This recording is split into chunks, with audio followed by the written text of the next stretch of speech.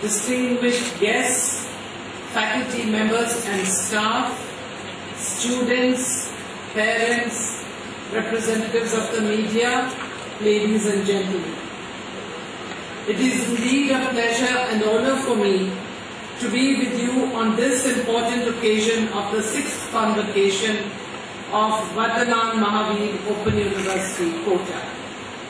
I congratulate first of all Professor Asha Kanwar on being conferred the D.Litt degree in appreciation of her relentless and passionate efforts to promote greater opportunities for higher education.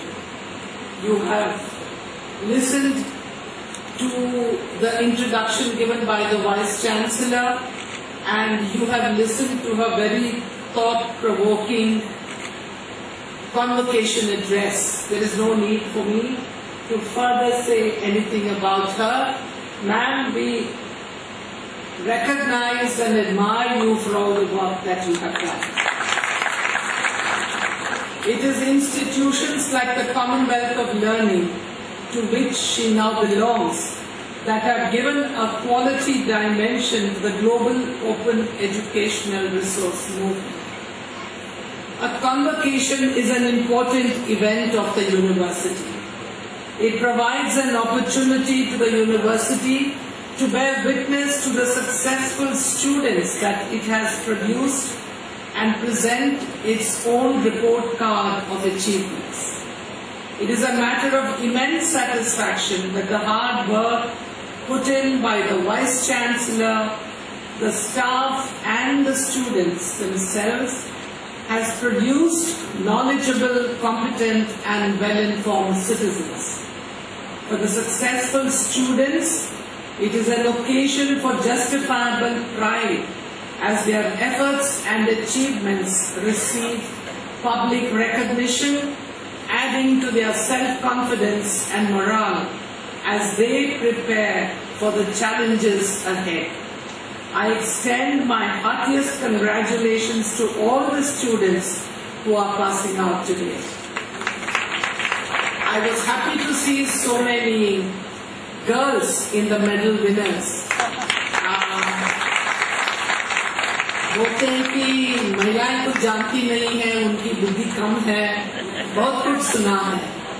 But in today's world we see girls not just at par, but even moving ahead of the boys in not just the universities, but in many other fields as well. I don't mean to say that we belittle the boys. We are only saying that the girls are catching up, so you better be careful. The goals of education today are not limited to meeting the needs of a particular group or a nation, but must include the vision of a globalized world. There is an unmet demand for educated individuals with usable skills and information that can transcend national borders and contribute to international development efforts. At the same time, in developing countries like ours, it is important that higher education impacts society and contributes to national development. In order to meet the needs of today and the challenges of tomorrow, accessibility and quality of higher education need to become the focal points of public discourse. The ICT revolution has changed the way we look at and interact with our world. But more than anything else, it has revolutionized the transfer of knowledge and information. You no longer need to ask anyone about anything.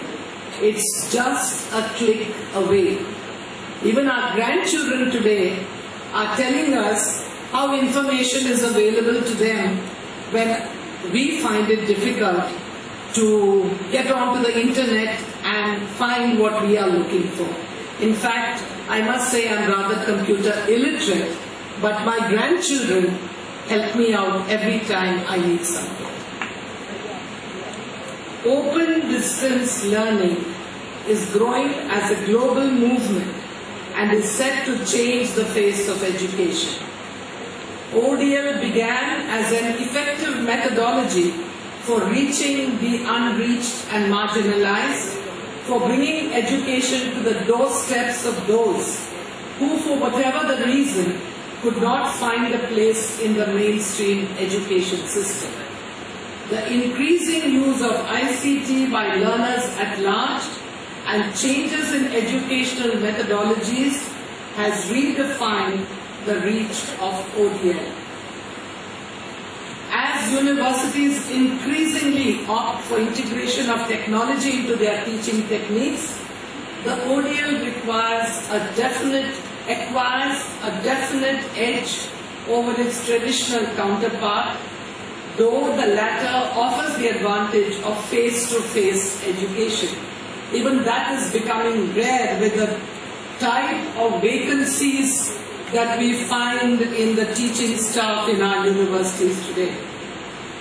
The winner at the end of the day is the learner, who now has a choice he did not have before.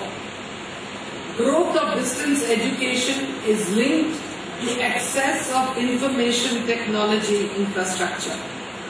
In societies like ours, where there are regional disparities, there is the possibility and the danger that this could further enhance the divide. But it can also help reduce the disparities by making available access to what is not locally available. It is this element that requires attention.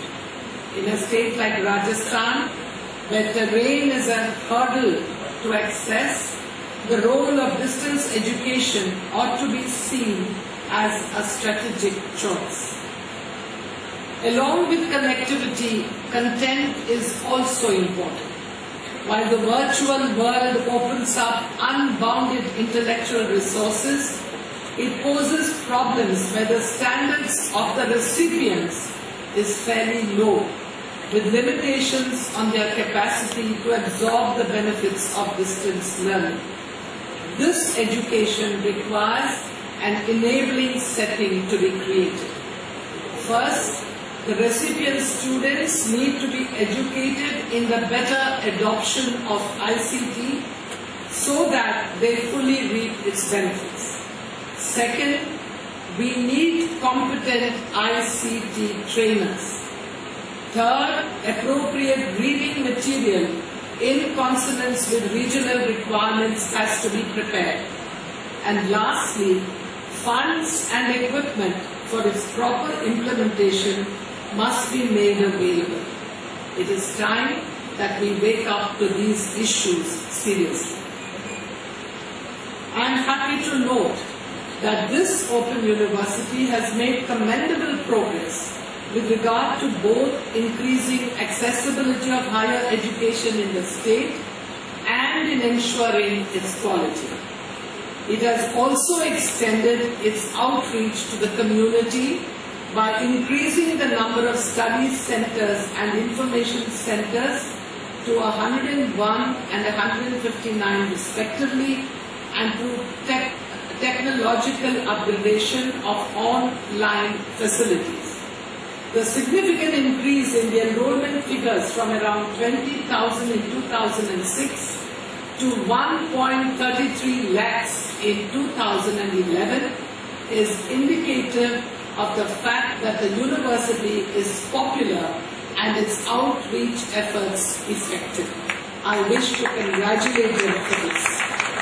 I am sure that with the implementation of the university's decision to establish its presence in all the 247 tehsils of the state, the accessibility and opportunities for higher education will further increase.